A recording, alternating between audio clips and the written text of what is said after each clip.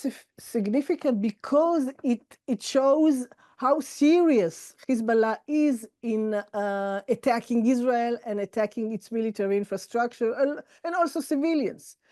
The Hezbollah has built up its military force for many years because they see, they think that Israel has to be abolished. There is no reason for Israel to exist, and this is why they have built up their force and they want to take Israel. Now, after our retaliation of the last week that was very offensive and caused a lot of damage to Hezbollah, they decided that they are going to step up also in their retaliation, and they launched a few missiles, 300 missiles in the last 2 days to the northern part of Israel, till Haifa, and in the last day they extended it to deeper into Israel, but to Tel Aviv it was just one rocket.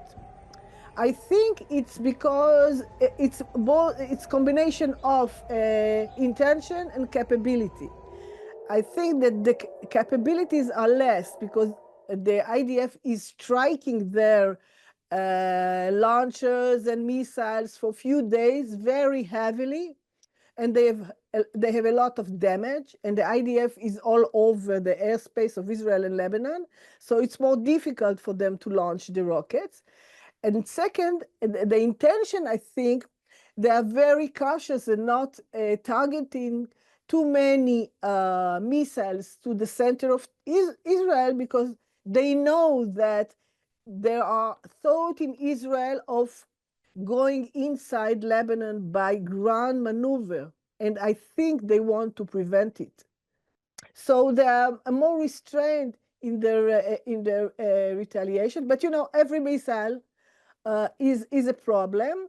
And fortunately, we have a very improved, I think, one of the best air defense systems, not one but few.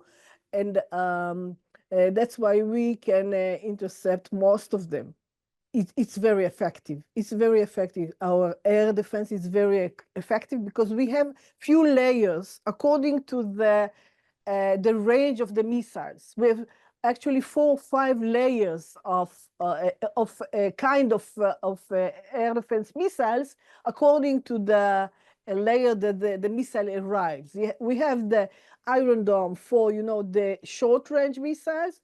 We have the David Sling for the medium-range missiles, and the Arrow. And the Arrow, we have 2 kinds of them. Arrow 3 and Arrow 4 for the long-range missiles, and also, you know, the air defense, the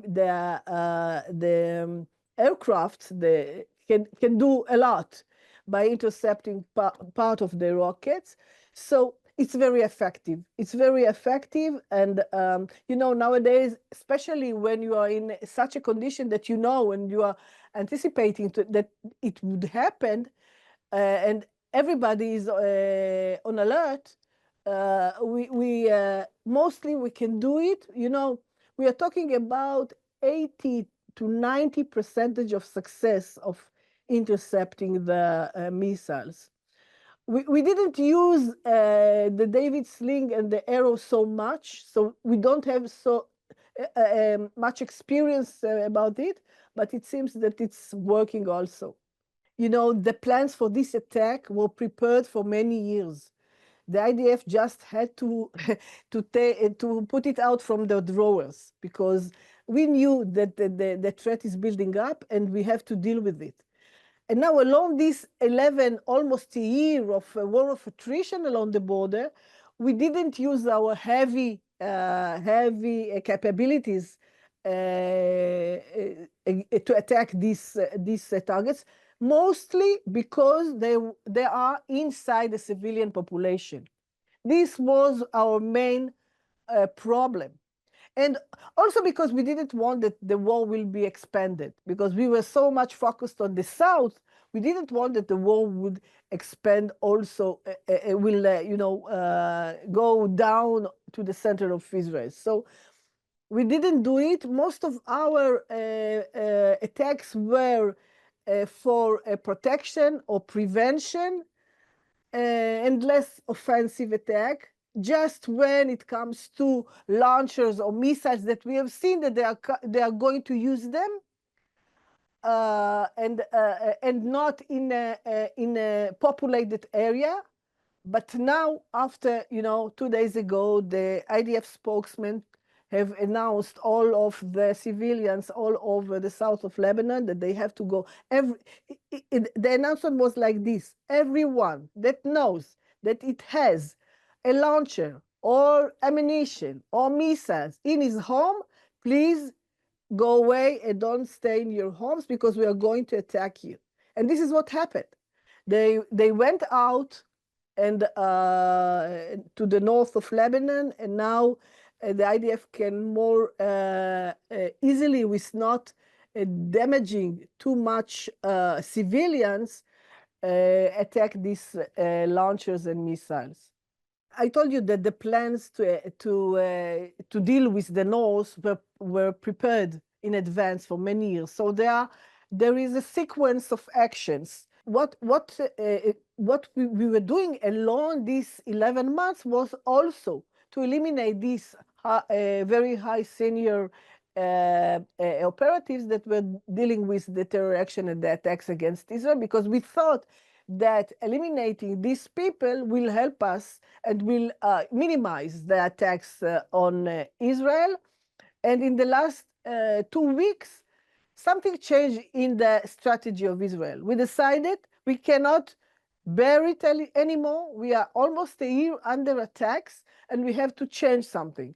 And we went for an offensive initiative that includes a sequence of actions. And first, it was, of course, the elimination of the chief of staff in the 13th of July. The chief of staff was Chuku, and then there was the retaliation, and then we attacked few of their missiles that were outside of the civilian population.